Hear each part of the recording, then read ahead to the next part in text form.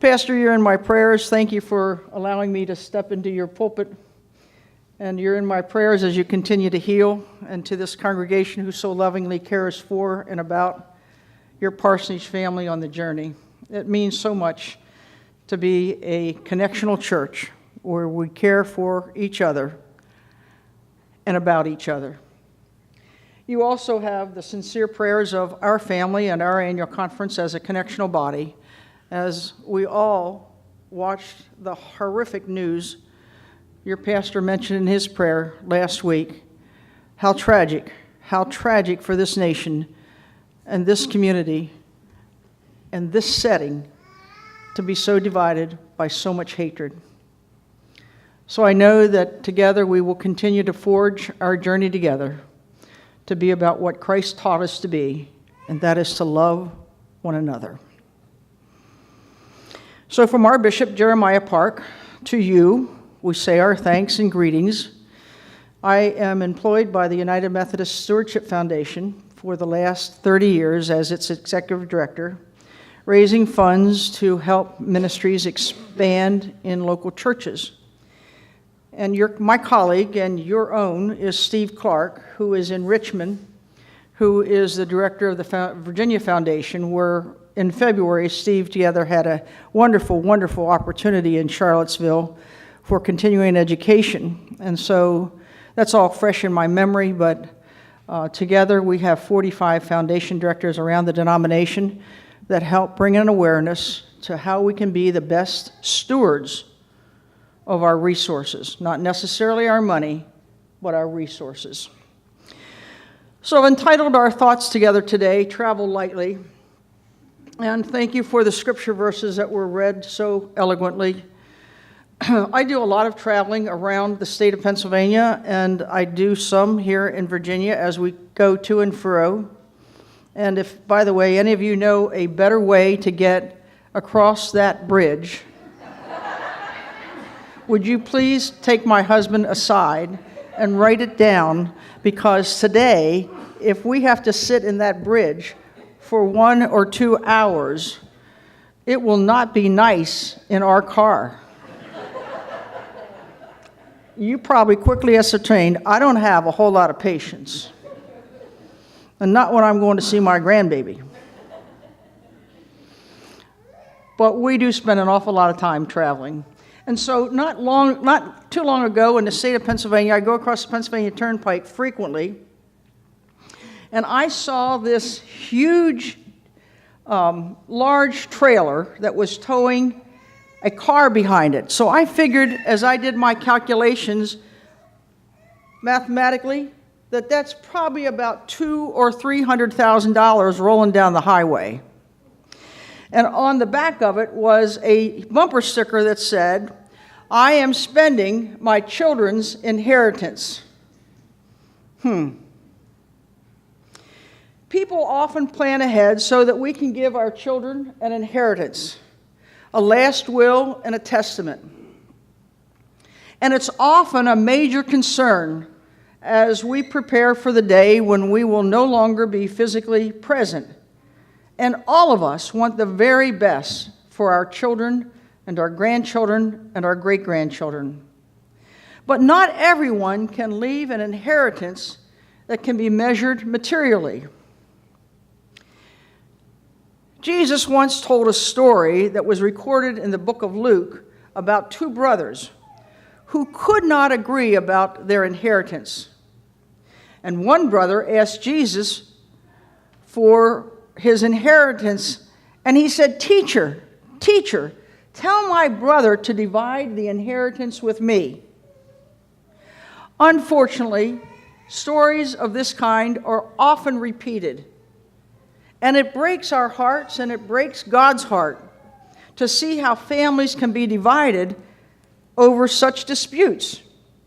And the very thought of it happening to any parent gives us a nightmare. And when the brother asked Jesus to act as a judge in the inheritance dispute, Jesus responded in a very curious way. Do you remember his words? "Who appointed me to be the judge or the arbitrator over you?" and his response must have caught them off guard. But Jesus, as usual, knew the most important thing for this brother was not a specific answer to his immediate question. It was more important that the brother see that his priority, his energy, and his passion were all in the wrong place. And so Jesus answered with these words, "Take care. Be on guard against all kind of greed, for life does not consist in the abundance of our possessions." Or as Eugene Peterson paraphrases Jesus in the Message, life is not defined by what you have, even when you have a lot. Wanting the man desperately to understand this lesson was the key of life on earth and in his eternal destiny. And Jesus tells this story about a wealthy farmer whose problem was that he had too many crops, and he couldn't store all of his possessions. Now, I want you to know, folks, that I've had a little experience on the farm with a great aunt and uncle when I was little. So those of you who raise crops and are farmers, thank you. Whether you have a truck patch, a farm, whatever you have, thank you for your generosity. Thank you for working the land. Thank you for sharing it with others. And my limited experience was a cow lifting his hoof, knocking the milk can over, and the milk went down the trough, and that was the last time I ever attempted to milk a cow. I had to go with my aunt and uncle to gather the eggs. And I was scared to death. Because, when they get off of if they're laying on their eggs, the chickens are laying on their eggs, and you disturb them, they don't like it. And their feathers fly, and they chirp, and they carry on. And I was sure I was going to die. So I prefer not to go collect the eggs with my aunt and uncle. But I know that farmers work long and hard hours, and they manage things well, and they take good care of their possessions, the very things we as a culture have grown to appreciate. We like stories like this. It suggests that if we work hard, we might also be successful and wealthy.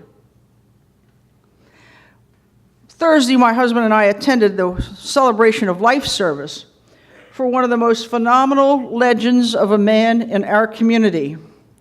Where we live is about 2 miles from what we call Brown's Farm Orchard.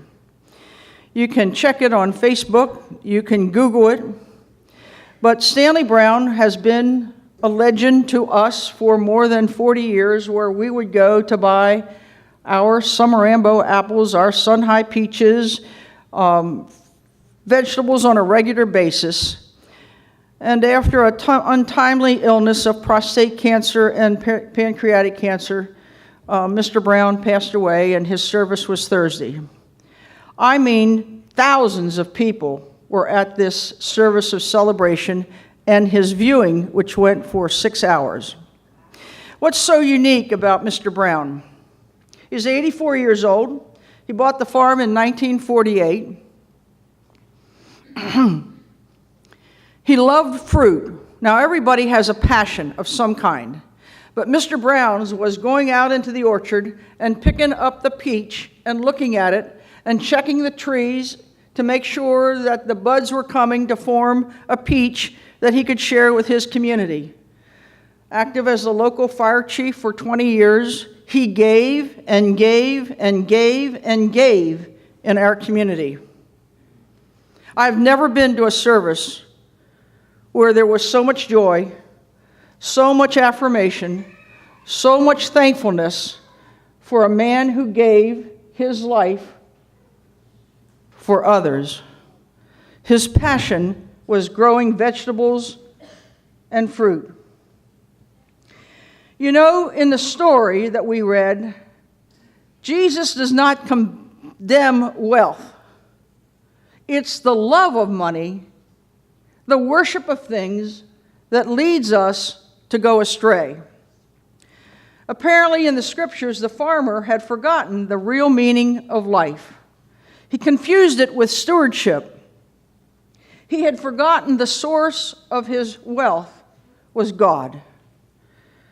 And then when he thought he finally had made it and could live a life of ease and comfort, he lost it all. His life had been consumed in accumulating possessions, and in one brief moment, they meant nothing to him. Walter Russell Bowie, in his book entitled The Compassionate Christ, quotes these words: "He used his health to store up wealth, to get, to scrimp, and to save. And then he spent his wealth to get back his health, and he only got a grave." For one's life does not consist in the abundance of our possessions, says Jesus. And I am convinced, as I've traveled around the world on behalf of this great church, that we live in a time and a culture where these words are critical. And they need to be spoken regularly. If we take these words seriously, it can help to set our priorities in our life, which makes our life abundant, full. And if we refuse to take them seriously, we will never be rich in that which matters most in our life, which is our faith. I've already told you that we have two wonderful sons. One's a police officer. We say a prayer for him every night he leaves. He loves what he does. We have an 18-year-old granddaughter. He lives in our community, and we see him regularly. Our other son that we never thought would leave home, left home 18 years ago to come to Virginia, and I was sure he would be home directly. And no, he has chosen to stay. He loves this state. He loves this community. He loves this university. He loves his kids. But what our boys did a long, long time ago was we have something in our sunroom that has a shelf, and it has Department 56 houses on it. Do you know what I mean by that? Yeah. And they're beautiful.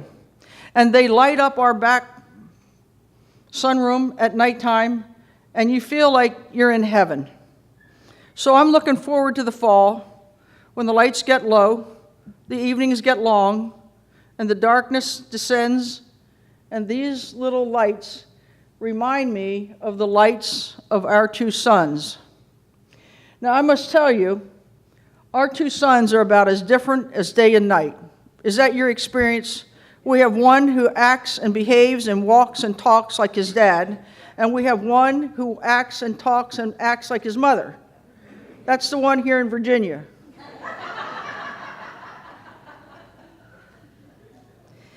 Now, they buy us these Department 56 houses at Christmas time regularly.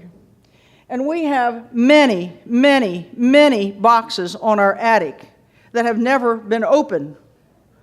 And we recently learned that they have no value anymore. Nobody wants them. So you pay a lot of money only to discover that they sit on this beautiful shelf and they have no value. And so we've had to tell our boys, in as nice a way as we knew how, please don't buy us any more Department 56 houses, honey, because there's no more room. And they said, Mom, you just don't understand. These are an investment. When you and Dad die, we're splitting these.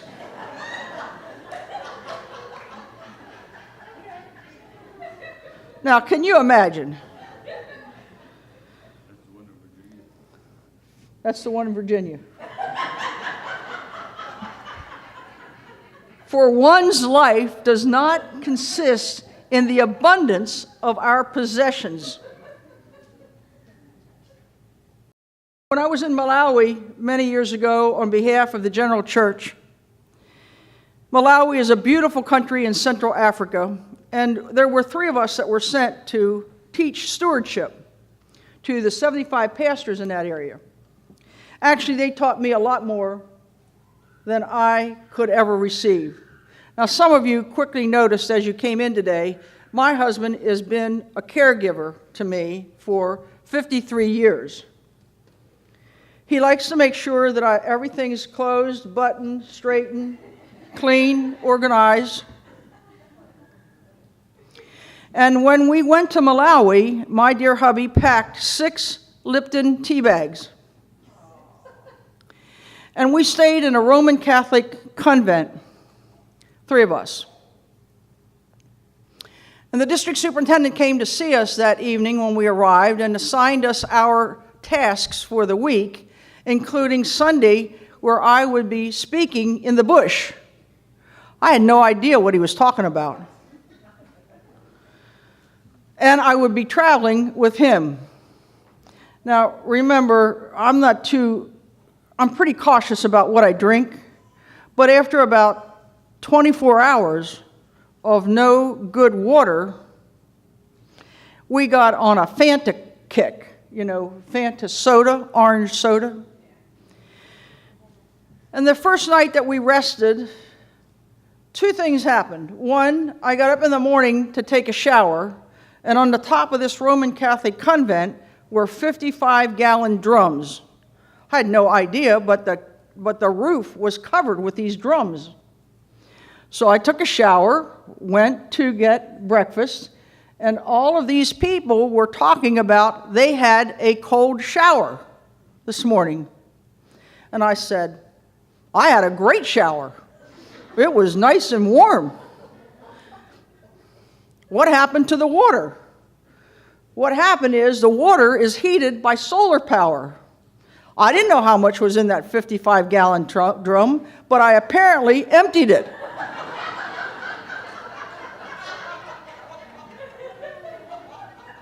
I was so embarrassed. Here in America, we turn on the faucet and the water runs and runs and runs and runs, and it's warm and it feels good. But there better be something for the next person that takes a shower. And then I went to breakfast, and this is what we had for breakfast: sliced tomatoes, little ones, little fish, little fish, little tomatoes. I'm like, I don't think I like this. Strong black coffee. I mean, stronger than Starbucks. Can you imagine? Oh, I said, my hubby sent me a tea bag. I'm going to get one. And when I came back with the tea bag, everybody wanted my tea bag. So we made several cups of tea with one tea bag that somebody who loved me deeply, that I didn't ask for, sent me tea bags. And then on Sunday when we spoke in the bush, these little huts. Now, you got to understand, I travel a lot in the States, but I'd never been in a third world country. And if you've never experienced that, do it if you have the opportunity. But these little brick huts had small windows with people standing with their fingers gripped on the windows, looking in to see what was going on. And the district superintendent said I could handle the offering, and I'm like, these poor people don't have a thing. And so when they brought the offering plates forward, they set them on the altar, and people rushed to the altar to put their 2 feet in the offering plate and said, "This is all I have to give."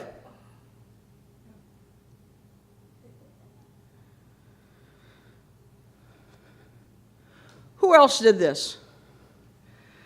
This is all I have to give.